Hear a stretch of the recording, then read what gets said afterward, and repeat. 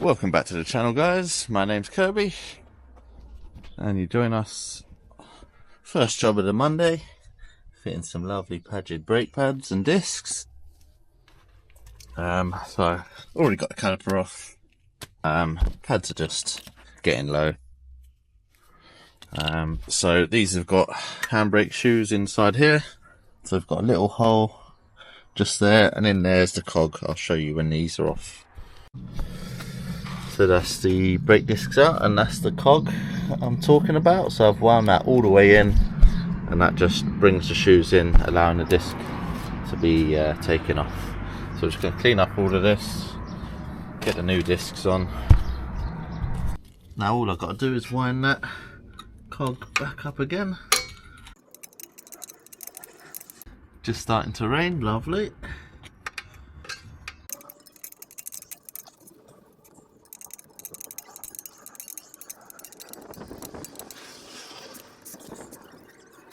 Right, I've wound that till the disc won't move anymore, and then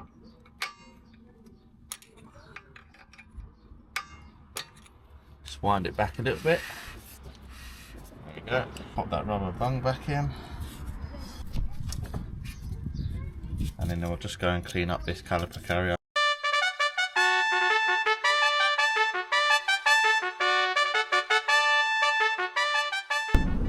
Right, so those brakes are done. Nice easy start for the week. Just after that VW Crafter that I've done 2 starter motors on, just to diagnose why it has trouble starting when it's hot. Apparently it cranks over, so obviously that's killed the starter motors. So yeah, we're just on our way to diagnose that now.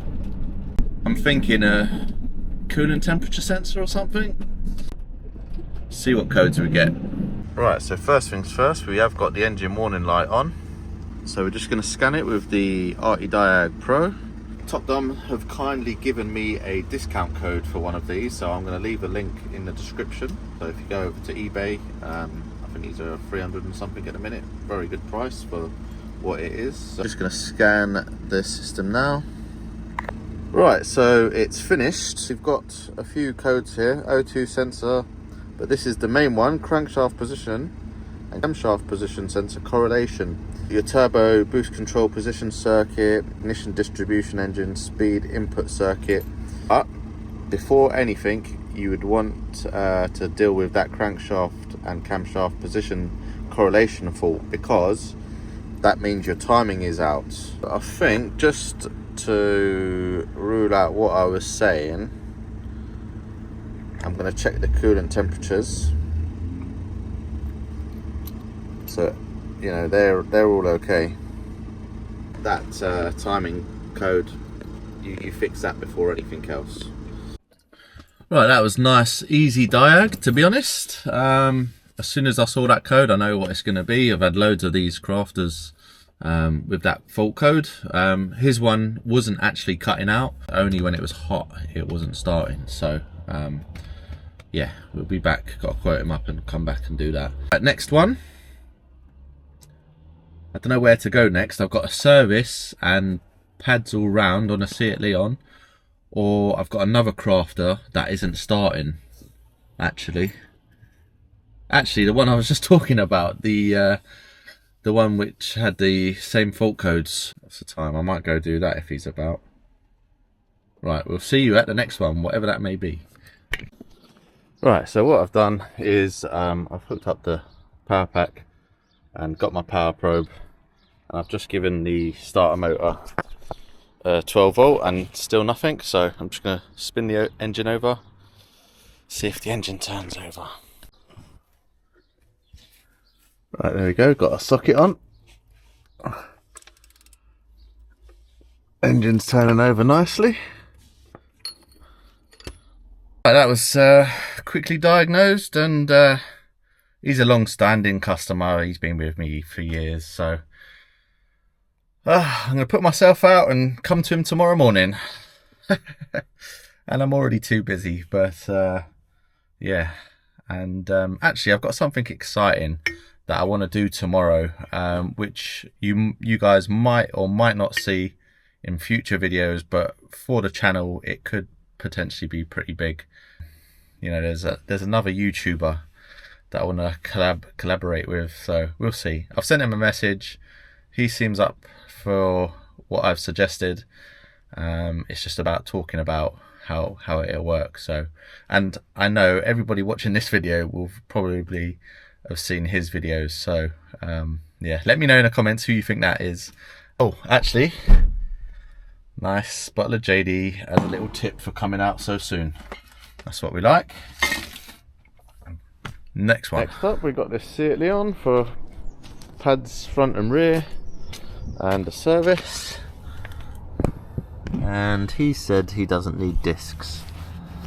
They're a bit scored on the back there, but they've got no real lip on them. The fronts have got a little bit of a lip, so we'll measure these just to make sure they're inside of the spec that they should be. Just get cracking with the service. It's just an oil change. Right, I don't actually know why he wants me to replace these pads, because they've got quite a lot of material left on them. It's not like they're breaking away or anything. The discs, like I say, are a bit worn, but again, nothing really major. I'll give him a call. One side done. We measured the discs, they're all good. Like I said, I knew they would be within the minimum thickness. They're not lipped at all, so yep, they'll go again. On to the next side, then we'll do the fronts. Alright, we've got the front end up now. Just undone the oil filter. Get that all empty first. Get a bit of old engine oil. Get it around there.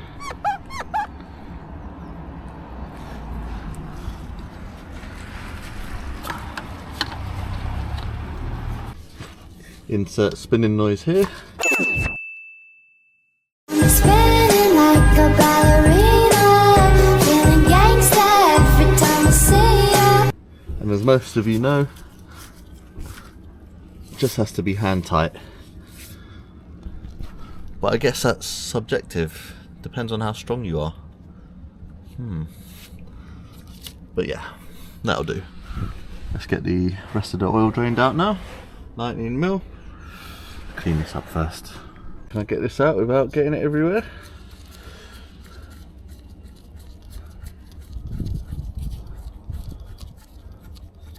Oh.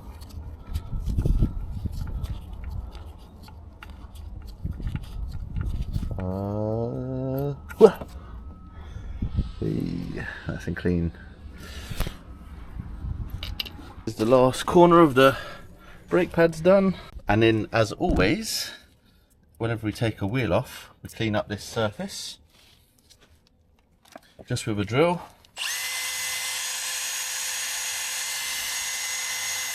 All around the hub here, and then all this surface here, just so the wheel sits flat. Then I also do the inside of the wheel. So there we go. And then I just apply a bit of ceramic grease just to the mating surfaces, just around there, just so it's easier to get this wheel off next time, because the corrosion builds up and it's a bit difficult to get off sometimes, so that prevents that. Back down on the ground, they're all done. Just got to fill it up with oil, new sump plugs in, and because of these oil filler ways, it's a bit slow, so I've got this tool. You screw into there, wash that on, and then you can just pour it in.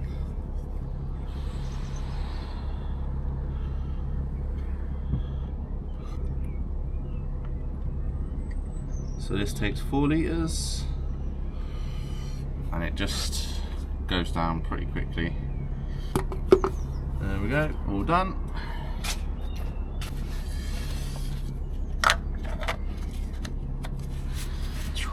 That's the oil done, just got to top up the washers. The coolant is just below minimum, so we'll top that up, and then we'll go inside reset the computer, stamp the book if it's got one. Don't know if it's too new for that, and it's all online. Stupid system. Right, and we just finish off with the piece de resistance, the curbside air freshener.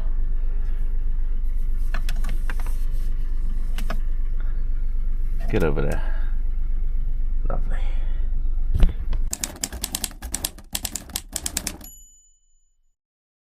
Good morning, everyone, and we're back on this VW Crafter.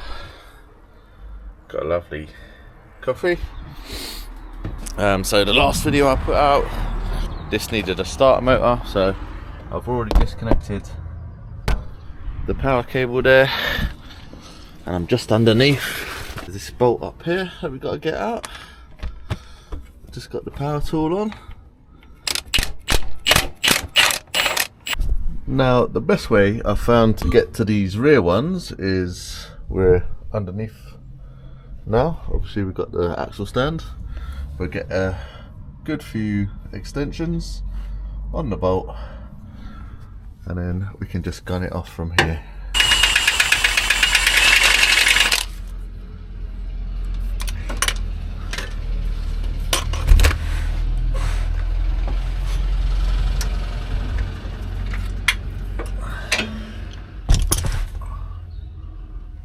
Right, that should be loose now. Just up there. Right, as you can see, the starter motor is now on its way coming out. So if I can get my hands down here.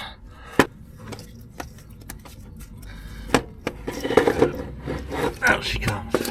Old alternator is out. Alternator. Starter motor is out.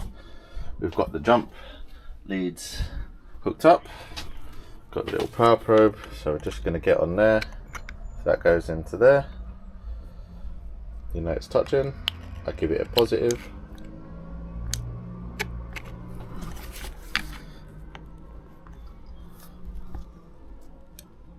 Nothing.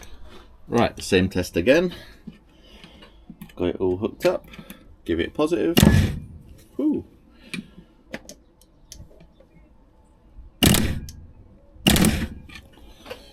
Can't get it held on to the exciter wire, but yeah, there we go.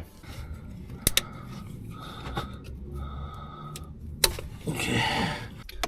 Right, we'll just connect back up the battery. There you go.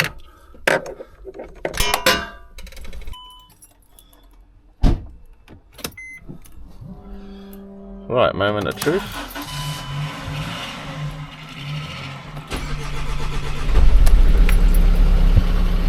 There we go. Great success. The car we got in is a Golf, just for a service. And I've noticed whilst I'm running it up, it's a little bit noisy coming from this area here. I'm just going to whip this belt off when I'm doing a service and just check these pulleys, because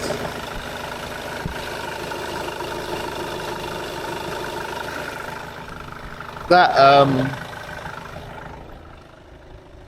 tensioner doesn't look like it's moving at all. I would expect some movement in it, so I'll check that anyway, but it's just an oil change, so let's get cracking. Alright, I'm just going to get a 16mm on there.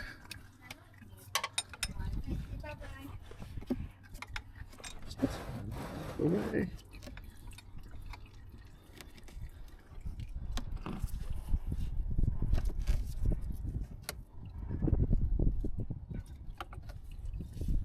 There we go.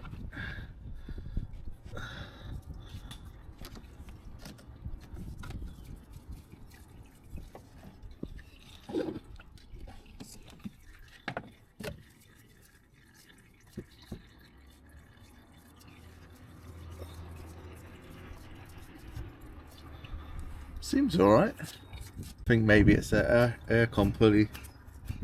It's a bit rough. Put that back on. We'll just let the customer know. Sounds a bit rough. If it still works, we'll leave it like that. Next job, it's this Mazda 3, and it's a subscriber actually, recent subscriber. Saw in my videos that I was probably nearby and gave me a call because he needs his brakes doing because there was a bit of a noise. But on closer inspection, the discs initially, I don't know if you can see, look fairly decent, but the pads as well. Let's just get a bit of light down there. So there's actually quite good material left on those pads.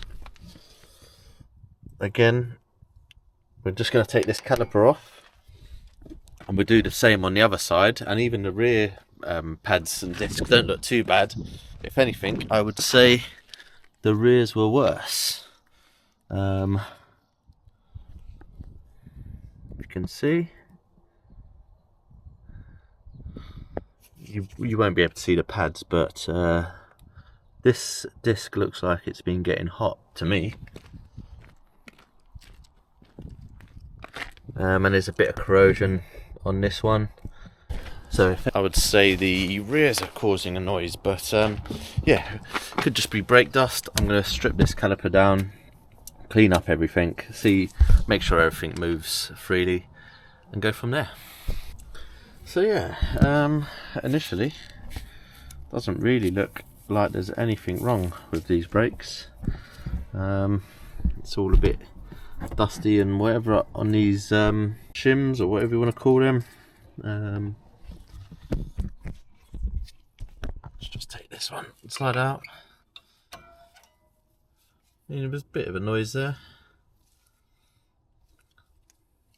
I think I'm just going to clean all of this up and grease it up and see how we go, because I think that's okay.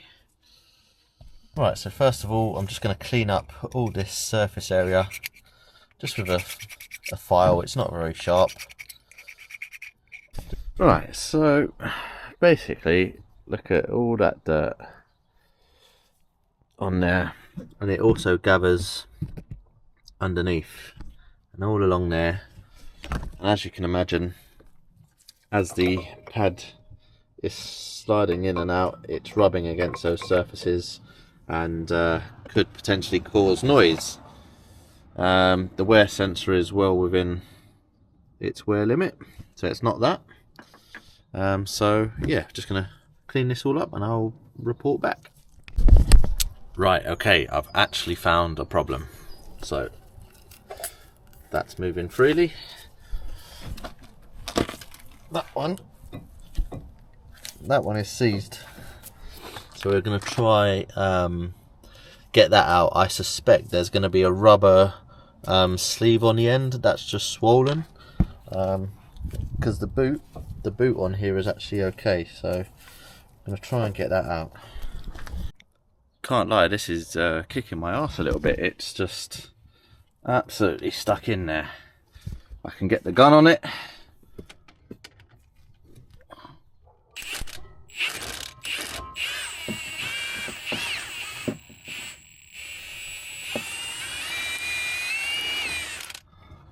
But it just won't come out. Right, didn't want to get the heat out, but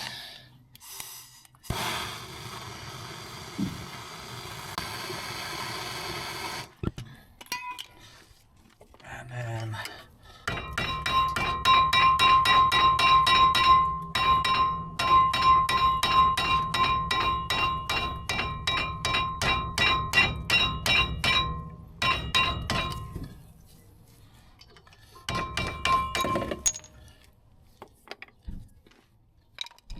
there we go. I ain't gonna touch that. And this is why it's so important when you're doing brakes, you grease these sliders up. So that's that one in. Right, I've just cleaned this slider up as best as possible. This boot is split. So I'm just gonna grease this up. It's gonna need a new slider kit to replace the rubber that went on the end there, and this rubber. And I'm just going to clean inside of there of any rust and crap that's in there. So that's it all cleaned out, and that can move up and down just like that top one now.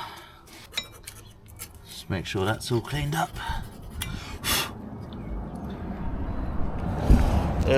Typical, it's starting to rain. Look at that. Miserable. Goddamn country. Right, I'm just going to crack on, get this done. So I'll show you this all cleaned up maybe, and then I'll have to check out the other side as well. Right, that side's all back together. I'm just on this side now. Again, pretty much same as the other side. Pads are good. These slider pins are actually good. So we'll take them out, grease them up, clean this up. Job done.